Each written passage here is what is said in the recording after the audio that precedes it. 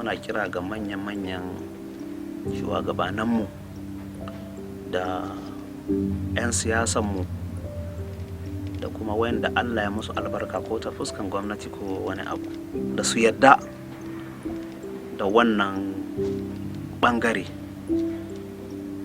da muka yi zaɓi mu yi ta, ba wai don mun kumamantu ba ne ta wurin mu je mu yi aiki da gwamnati ko kuma mu je mu sa kanmu a wasu harkoki wadda ba shi ne zai inganta wannan baye-baye da baiwa da ubangiji ya yi mana ba.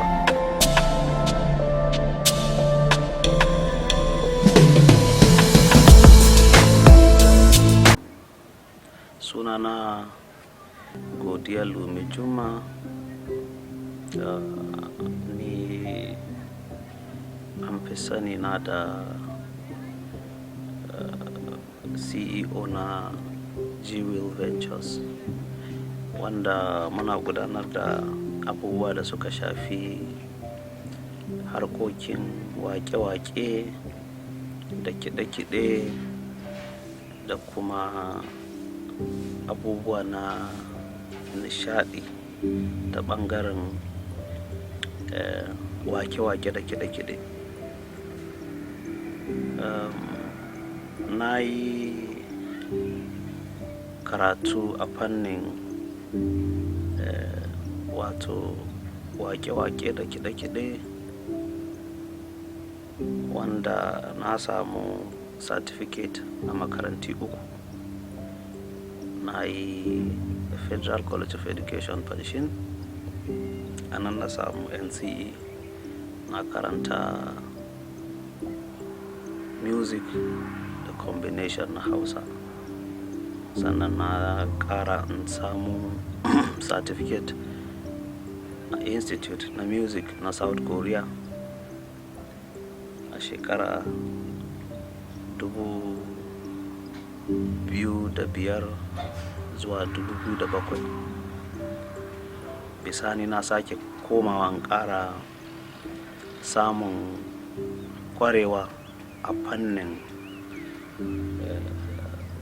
karatu na music da engineering na music da kuma spiritism a music, wato abinda Hausawa ke kiran shi fahimtar wake-wake da kiɗe-kiɗe ta fannin mutanen ɓoye. Na yi wannan karatu a India a shekara ta 2016. To na dawo na zo na ci gaba da wannan harka wanda ita ce har yau muke kan yi.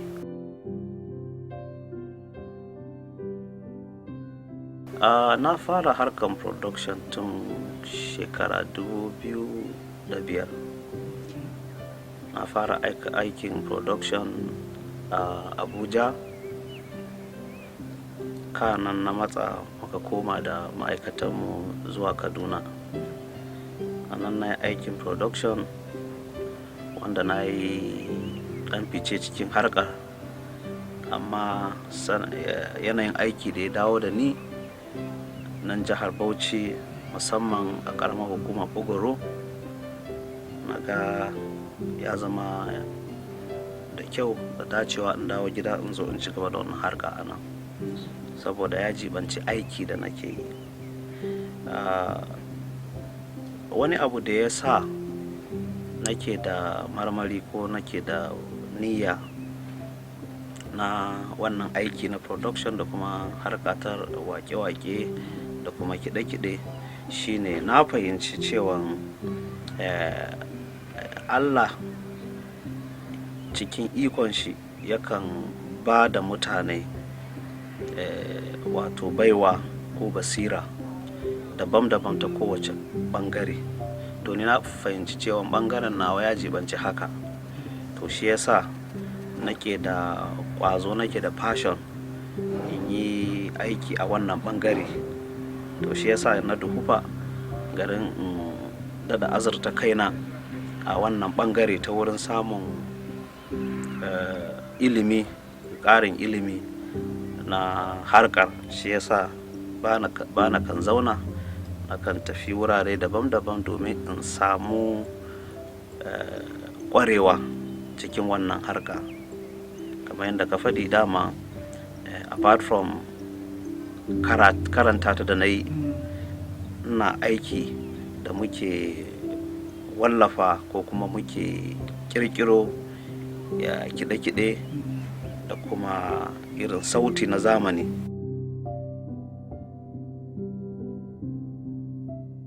To harka ta bishara a matsayina na Krista, na ɗauka wani abu ne wajibi da shi Ubangijinmu Yesu Almasihu ya bar mana. Lokacin da zai bar duniya ya gaya ma almajiran shi, ku shiga duk duniya ku almajirantar da dukkan al'umma, kuna musu wa'azi, kuna nuna musu, kuna koyar da su hanyoyi da farillai da na ayana. Wato wannan faɗi ne na Yesu Almasihu. To a matsayina na Krista, na ɗauka tamkar wannan kira ne musamman, ba kawai mani ɗaya ba, ma kowane Krista. To harkar bishara da na shige ta wani abu ne da nake yi kaman ya zamanto wani haƙƙi ne a kaina a matsayina na mai bi, domin na gane cewa yana ɗaya daga cikin abubuwa da ake buƙatan kowane mai bi ya kasance. So aiki na bishara da nake yi ban ɗauke ta tamkar kaman wani aiki ne da mutum zai yi da kamar yadda duniya ta sani, za ka yi aiki ka samu wadata ko abin biyan bukata a ciki ba. Wani aiki ne da ni na ɗauka a matsayina na Krista, wani abu ne da ya zama wajibi mu yi, ko da lokaci ko babu lokaci. Amma mun gode ma Allah da yake yana ba mu lokaci, so mukan ji daɗin mu fita mu yi. Kuma wannan aiki da nake yi, idan wanda yake bi na ya zai fahimta, ba wata aiki bane da nake a ƙarƙashin wata riga ko wata ikkilisiya. Wannan wani abu ne kawai da nake, da yake na gane abu ne da nake da passion mishi, kuma na gane abu ne da yake nan wajibi ma kowane mai bi yayi. To shi yasa on my own ma hakan nan kawai a gashin kaina wani lokaci na ji in tafi in je ni in yi zumunci da yan uwa, in karfafa su, mu dada kuma kawo su ga sanin wasu abubuwa da suka shafi ko suka jibanci wannan addini namu ko kuma wannan bin Yesu namu. To nakan je ni in aiwatar da wannan a ko ina kuma na ji, ba da particularly wuri da nake ce ga lalle wannan bangare ne kawai. Ina shiga wurare daban-daban, kudancin kasar nan da arewaci da kuma arewaci maso gabas da kuma arewaci maso yamma. Duk dai muna zagawa, muna ganin yan uwa, muna zumunci da yan uwa, kuma muna dai karfafa su a wannan bangare. So bai zama min da wahala ba in hada wannan harka na production, wato na sarrafa kide-kide da raye-raye, amin wake-wake. Bai zama min da wahala in hada wannan ayyuka guda biyu, kuma ya zamanto abu da nake yi kuma nake samu ci gaba a fannin rayuwar nawa.